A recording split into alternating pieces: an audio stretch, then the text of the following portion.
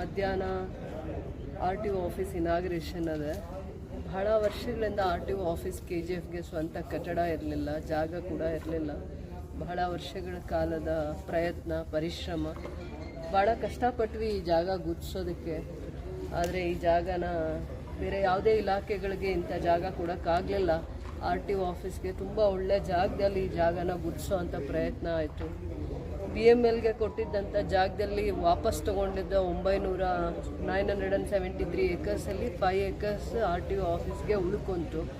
ಅದಕ್ಕೆ grants release ಆಗಿತ್ತು 5 ಕೋಟಿ. ಬಿಲ್ಡಿಂಗ್ ಕನ್ಸ್ಟ್ರಕ್ಷನ್ 5 ಕೋಟಿಯಲ್ಲಿ ಆಗಿರೋದು. RTO office building construction complete ಆಗಿರೋದು 5 ಕೋಟಿಯಲ್ಲಿ. ಅದ್ರ ಜೊತೆಯಲ್ಲಿ ನಾವು ಒಳ್ಳೆ ಜಾಗ ಕೊಟ್ಟಾಗ ಟೆಸ್ಟಿಂಗ್ ಟ್ರ್ಯಾಕ್ ಕೂಡ ಇದೇ ಜಾಗದಲ್ಲೇ ಅಲಾಟ್ ಮಾಡಿದ್ರು. ಟೋಟಲ್ 10 crores ಇನಾಗ್ರೇಷನ್ಗೆ ಬರ್ತಾ ಇದ್ದಾರೆ. ಒಂದು ಕಡೆ RTO ಆಫೀಸ್ದು ಬಿಲ್ಡಿಂಗ್ 5 crores ಆದರೆ ಟೆಸ್ಟಿಂಗ್ ಟ್ರ್ಯಾಕ್ ಅಂತ ಡ್ರೈವಿಂಗ್ದು ಟ್ರ್ಯಾಕ್ ಒಂದಿದೆ, ಟೆಸ್ಟಿಂಗ್ ಟ್ರ್ಯಾಕ್ ಅಂತ, ಅದು 5 ಕೋಟಿಯಲ್ಲಾಗಿದೆ. ಇದೊಂದು ಡಿಜಿಟಲ್ ಟ್ರ್ಯಾಕ್. ಇದೊಂದು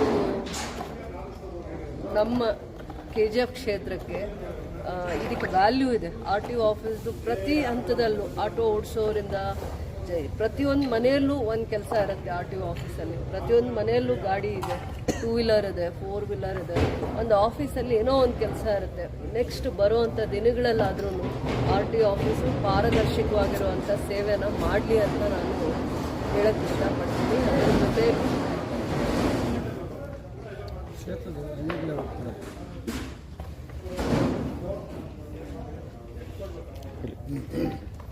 ಗ್ರಾಮೀಣ ಭಾಗಕ್ಕೂ ಮತ್ತು ನಗರ ಭಾಗಕ್ಕೂ ಮತ್ತು ಒಂದು KGF ಕ್ಷೇತ್ರಕ್ಕೆ ಸೀಮಿತವಾಗಿ RTO ಆಫೀಸ್ ಕೆಲಸ ಮಾಡಲ್ಲ.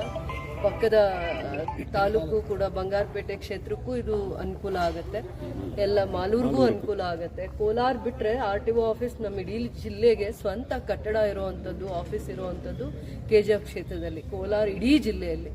ಸೊ ನಾವು ಪ್ರಯತ್ನ ಮಾಡಿದಾಗ ಅನುದಾನ ಮೊದಲನೇ ಹಂತದಲ್ಲಿ ನಾವು ಜಾಗ ಕೊಟ್ಟು ಲ್ಯಾಂಡ್ನ RTO ಆಫೀಸ್ಗೆ ಕೊಟ್ಟಾಗ ನಮ್ಗೆ ಅನುದಾನ ಸಿಗಲ್ಲ.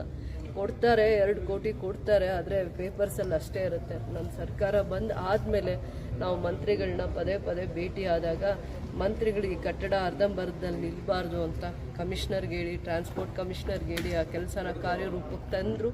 ಎಲ್ಲ ಅವ್ರ ಪರಿಶ್ರಮನೂ ಕೂಡ ಇದೆ. ಪದೇ ನಮ್ಗೆ 4-5 ಸತಿ ಡೇಟ್ ಕೊಟ್ಟರು. ಏನೇನೋ ಕಾರಣಗಳಿಂದ ಬೆಂಗಳೂರಲ್ಲಿ 1-2 ಸತಿ ಸ್ಟ್ರೈಕ್ ಆಗಿದ್ದರಿಂದ ಕೊಟ್ಟಿದ್ದ ಡೇಟ್ಗೆ ಮಂತ್ರಿಗಳು ಬರೋಕ್ಕಾಗಿರಲಿಲ್ಲ. ಅದಾದಮೇಲೆ ಸೆಷನ್ ಬಂತು. ಸೆಷನಲ್ಲಿ ಅವರೇ ಗೌರವವಾಗಿ ಕರೆದು 2-3 ಡೇಟ್ ಕೊಟ್ಟನಮ್ಮ, ನಾನು ಆ ಟೈಮ್ಗೆ ಏನೇನೋ ಕಾರಣಗಳಿಂದ ಬರೋಕ್ಕಾಗಲಿಲ್ಲ ಅಂತ ನಾನು ಕೇಳದೆ ಹೋದ್ರು. ಎಷ್ಟು ಯಾಕೆ ಮಂತ್ರಿಗಳಂದರೆ ನಮಗೆ ಹಬ್ಬ ಇದ್ದರೂ ನಾನು ಇವತ್ತು ಯಾಕೆ ಇಲ್ಲಿಗೆ ಬಂದಿದ್ದೀನಿ ಅಂದರೆ ಭಾಳ ಗೌರವವಾಗಿ ಸೌಮ್ಯವಾಗಿ ಇಡೀ ಕ್ಯಾಬಿನೆಟಲ್ಲಿ ಅಷ್ಟು ಸಿಂಪ್ಲಿಸಿಟಿ ಇರೋರನ್ನ ನಾನು ನೋಡೇ ಇಲ್ಲ. ಕರೆದು ನಾನು 3 ಸತಿ ಡೇಟ್ ಕೊಟ್ಟೆ ಅಮ್ಮ, ಬೇರೆ ಕಾರಣದಿಂದ ಬರೋಕ್ಕಾಗಲಿಲ್ಲ, ಆದರೆ ಈ ಡೇಟಿಗೆ ಖಂಡಿತ ಬರ್ತೀನಿ ಅಂತ. ಆ್ಯಕ್ಚುಲಿ ಬುಧವಾರ ಅಂದರು, ಹಬ್ಬ ಇದ್ದಿದ್ದರಿಂದ ಒಂದಿನ ಪೋಸ್ಟ್ಪೋನ್ ಮಾಡಿ ಗುರುವಾರ ಬರ್ತೀನಮ್ಮ ನಾನು ಕಾರ್ಯಕ್ರಮ ಮಾಡಿ ಅಂತ ಹೇಳಿದ್ರು. ಇದೊಂದು ನಮ್ಮ ಕ್ಷೇತ್ರಕ್ಕೆ, ಜಿಲ್ಲೆಗೆ ಒಂದು ಕೊಡುಗೆ. 10 ಕೋಟಿಯ RTO ಆಫೀಸು ಮತ್ತು ಟೆಸ್ಟಿಂಗ್ ಟ್ರ್ಯಾಕ್ ಆದರೂ ಕೂಡ ಒಂದು ಕೊಡುಗೆ, ಇಡೀ ಜಿಲ್ಲೆಗೆ ಅನುಕೂಲ ಆಗುವಂಥದ್ದು. ಇದು ಒಂದು RTO ಸಾರಿಗೆ ಇಲಾಖೆಗೆ ಸಂಬಂಧಪಟ್ಟಿರುವಂಥದ್ದು. ನಮ್ಮ ಜಿಲ್ಲೆಗೆ ಭಾಳ ವರ್ಷದಿಂದ ಉಸ್ತುವಾರಿಯಲ್ಲೂ ಇದ್ದರು ರಾಮಲಿಂಗಾರೆಡ್ಡಿ ಅವರು. ಬಹಳ ಗೌರವಸ್ಥರು, ಸೌಮ್ಯವಾಗಿ ನಡ್ಕೋತಾರೆ, ಯಾವತ್ತೂ ಹಂಬಲಾಗಿ ನಡ್ಕೋತಾರೆ. ಅದರಿಂದ ನನಗೆ ಅವರಂದರೆ ವಿಶೇಷವಾಗಿ ಭಾಳ ಗೌರವ ಇದೆ. ಆಮೇಲೆ ನಜೀರ್ ಅಹ್ಮದ್ ಸರ್ನೂ ಕರೆದಿದ್ದೀನಿ, ಬರಬೇಕು ಅಂತ ಹೇಳಿದ್ದೀವಿ. ಎಲ್ಲರಿಗೂ ಉಸ್ತುವಾರಿ ಮಂತ್ರಿಗಳು ಎಲ್ಲರಿಗೂ ನಾನು ನೇರವಾಗಿ ಇಲಾಖೆಯವರಿಂದನೂ ಇನ್ವಿಟೇಷನ್ ಕೊಟ್ಟು ನಾನು ಅವ್ರನ್ನ ಸಂಪರ್ಕ ಮಾಡಿದ್ದೀನಿ. ಇವತ್ತು ಏನು ಅಂದರೆ ಹಬ್ಬ ನಾವು ಆಚರಣೆ ಮಾಡ್ತಾ ಇದ್ದೀವಿ. ಇವೇನೇನು ಇಲಾಖೆಗಳು, ಸರ್ಕಾರದ ಇಲಾಖೆಗಳು ಕ್ಷೇತ್ರಕ್ಕೆ ಬರುತ್ತೆ, ಬರುವಂಥ ದಿನಗಳಲ್ಲಿ ಇದೆಲ್ಲ ಕ್ಷೇತ್ರಕ್ಕೆ ಆಸ್ತಿ ಇದ್ದಂಗೆ. ಇದೆಲ್ಲನೂ ಬರುವಂಥ ದಿನದಲ್ಲಿ ಪಬ್ಲಿಕ್ ಸರ್ವೀಸಸ್ ಮಾಡುತ್ತೆ, ಜನಗಳ ಸೇವೆ ಮಾಡುವಂಥ ಇಲಾಖೆ ಇದು. ಇವೆಲ್ಲನೂ ಇಷ್ಟು ಅಚ್ಚುಕಟ್ಟಾಗಿ ಬಂದು ಜನಗಳ ಸೇವೆ ಮಾಡೋದಕ್ಕೆ ಇದು ಲೋಕಾರ್ಪಣೆ ಆಗ್ತಾ ಇದೆ ಅಂತ ವಿಶೇಷವಾಗಿರುವಂಥ ದಿನ ನಾಳೆ. ಎಲ್ಲರೂ ಬರಬೇಕು, ಎಲ್ಲರಿಗೂ ಇನ್ವಿಟೇಷನ್ನು. ಬರೀ ಪಕ್ಷದಲ್ಲಿರುವಂಥವರು, ಎಲೆಕ್ಟೆಡ್ ಬಾಡಿ ಕೌನ್ಸಿಲರ್ಸು, ಆ ಕಡೆ ಗ್ರಾಮೀಣ ಭಾಗದಲ್ಲಿ ಗ್ರಾಮ ಪಂಚಾಯತಿ ಅಧ್ಯಕ್ಷರು, ಸದಸ್ಯರೇ ಅಲ್ಲ, ಎಲ್ಲರಿಗೂ ಈ ಸೇವೆ ಸೌಲಭ್ಯ ಕೊಡೋದ್ರಿಂದ ಎಲ್ಲರೂ ಈ ಕಾರ್ಯಕ್ರಮಕ್ಕೆ ಬಂದು ಯಶಸ್ವಿಯಾಗಿ ಇದನ್ನು ಯಶಸ್ವಿ ಮಾಡಬೇಕು. ಮತ್ತು ಅವ್ರಿಗೆ ನಾವು ಗೌರವ ಸಲ್ಲಿಸಬೇಕು. ಎಲ್ಲೋ ಗಡಿ ಭಾಗದಲ್ಲಿರೋ ಅಂಥ ಕ್ಷೇತ್ರ ನಮ್ಮದು. ಗಡಿ ಭಾಗದಲ್ಲಿ ಏನಾದರೂ ಸಮಸ್ಯೆ ಅಂತ ಹೋದಾಗ 50 ವರ್ಷಗಳ ಕಾಲ KGF ಕ್ಷೇತ್ರದಲ್ಲಿ ಏನು ಕುಂದುಕೊರತೆ ಇದೆ, ಏನು ಕಷ್ಟ ಇದೆ, ಏನು ಅವ್ರಿಗೆ ಅವಶ್ಯಕತೆ ಇದೆ, ಏನು ಕಷ್ಟ ಸುಖಕ್ಕೆ ನಾವು ಸ್ಪಂದಿಸಬೇಕು ಅಂತ ಯಾರೂ ಈ 50 ವರ್ಷಗಳಲ್ಲಿ ನಮ್ಮ ಬೇಡಿಕೆಗಳು ಕೇಳಿರೋರು ಇಲ್ಲ, ಸ್ಪಂದಿಸಿರೋರು ಇಲ್ಲ. ಆದರೆ ಇಷ್ಟು ವರ್ಷಗಳಾದಮೇಲೆ ಖಂಡಿತವಾಗೂ ಸಮಸ್ಯೆ ಬಗ್ಗೆ ಸ್ಪಂದಿಸೋ ಅಂಥ ಮನಸ್ಸಿರೋ ಅಂಥ ಮಂತ್ರಿಗಳು ಸಿಕ್ಕಾಗ ನಾವು ಗೌರವವಾಗಿ ಹಬ್ಬ ಮಾಡಬೇಕು ಅಂತ ನಾನು ಹೇಳ್ತೀನಿ. ಅವ್ರಿಗೆ ಗೌರವ ತೋರಿಸ್ಬೇಕು ಅನ್ನೋವಂಥದ್ದು ನನ್ನ ಅಭಿಪ್ರಾಯ. ಅದಾದಮೇಲೆ ಇದೊಂದು ಸರ್ಕಾರಿ ಕಾರ್ಯಕ್ರಮ, ಎಲ್ಲರೂ ಬರಬೇಕು, ಈ ಕಾರ್ಯಕ್ರಮ ಯಶಸ್ವಿ ಮಾಡಬೇಕು ಅಂತ ನಾನು ಮಧ್ಯಾಹ್ನ 1 ಗಂಟೆಗೆ ಕಾರ್ಯಕ್ರಮ ಇದೆ, 1-1:30 ಮಧ್ಯದಲ್ಲಿ ಕಾರ್ಯಕ್ರಮ. ಮೇಡಮ್, ಎಷ್ಟು ಖುಷಿ ಆಗುತ್ತೆ ಒಂದೊಂದು ಸರ್ಕಾರಿ ಕಟ್ಟಡಗಳು ಈ ರೀತಿ ಉದ್ಘಾಟನೆಗೊಳ್ತಾ ಹೋಗ್ತಾರೆ ಅಂತ. ಖಂಡಿತವಾಗಿಯೂ ಜನ ನನ್ನಿಂದ ಏನು ನಿರೀಕ್ಷೆ ಮಾಡಿದಾರೋ ಎಲ್ಲ ನಾನು ಈಡೇರಿಸಿದ್ದೀನಿ ಅನ್ನೋದಕ್ಕಿಂತ ಅವರ ಆಶೀರ್ವಾದ ಫಲಿಸಿದೆ ಅನ್ನೋದು ಒಂದು ನನಗೆ ಖುಷಿ ಇದೆ. ಹಬ್ಬದ ದಿನ ಹೇಳ್ತಾ ಇದ್ದೀನಿ, ನನಗೆ ಹಬ್ಬ ಆಚರಣೆ ಮಾಡೋದಕ್ಕಿಂತ ನಾನು ಮನೆಯಲ್ಲಿ ನಾನು ಮಕ್ಕಳ ಜೊತೆ ಹಬ್ಬ ಆಚರಣೆ ಮಾಡೋದಕ್ಕಿಂತ ಜನಗಳಿಗೆ ಇದನ್ನು ಲೋಕಾರ್ಪಣೆ ಮಾಡಿ ಅವ್ರಿಗೆ ಸೇವೆಗಿದ್ದು ಸದಾ ಕಾಲ ಬಾಗಿಲು ತೆಗೆದಿದ್ರೆ ಅದಕ್ಕಿಂತ ಖುಷಿ ನನಗಿನ್ನೇನೂ ಇಲ್ಲ. ಸರ್ಕಾರದ ಎಲ್ಲ ಇಲಾಖೆಗಳು ಬರಬೇಕು. ಮತ್ತು ಇದ್ರ ಪಕ್ಕದಲ್ಲೇ ಇಂಡಸ್ಟ್ರೀಸ್ಗೆ 183 ಎಕರ್ಸ್ ಕೊಟ್ಟಿದ್ದಾರೆ. ಅದು ಮಲ್ಟಿನ್ಯಾಷನಲ್ ಕಂಪ್ನಿ, ಅದು MOU ಆಗಿದೆ ಸರ್ಕಾರದ ಜೊತೆ.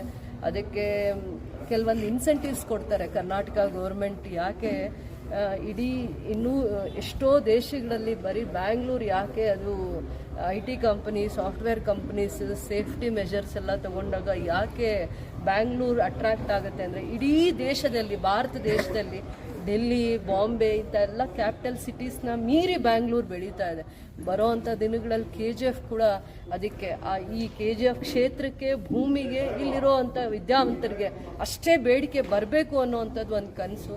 ನಾನು ಒಂದು ತಾಯಿಯಾಗಿ ಮತ್ತು ಜನ ನನ್ನನ್ನು ಜನಪ್ರತಿನಿಧಿಯಾಗಿ ಆಯ್ಕೆ ಮಾಡಿದ್ದಾರೆ, ನನ್ನ ಕರ್ತವ್ಯ ಕೂಡ ಆಗಿದೆ. ಈ ಹಬ್ಬದ ದಿನ ನಾನು ಅದನ್ನು ಹರಿಸ್ತೀನಿ, ಮನಸ್ಸಿಂದ ಹರಿಸ್ತೀನಿ, ಆಗುತ್ತೆ ಬರೋ ದಿನದಲ್ಲಿ ಅಂತ ನಾನು ಕೋರ್ತೀನಿ. ಮೇಡಮ್, ಇನ್ನೂ 2 ತಾಲೂಕು MLAಗಳಿದ್ದಾರೆ, ನಾಳೆ ಏನಾದರೂ ಭಾಗವಹಿಸಕ್ಕೆ ಇದು ಇದೆಯಾ? ಬಂಗಾರಪೇಟೆ, ಮಾಲೂರು ಕಾರ್ಯಕ್ರಮ, ಸರ್ಕಾರದ ಕಾರ್ಯಕ್ರಮ, ಎಲ್ಲರಿಗೂ ಬರಬೇಕು ಅಂತ ಆಮಂತ್ರಣ ಕೊಟ್ಟಿರ್ತೀವಿ.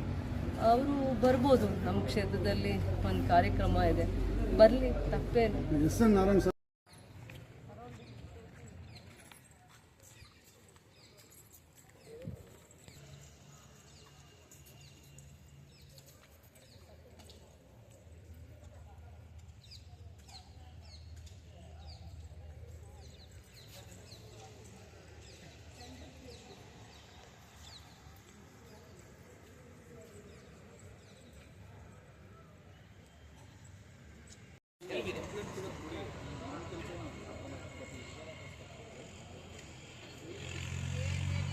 ತುಂಬ ಇದೆ.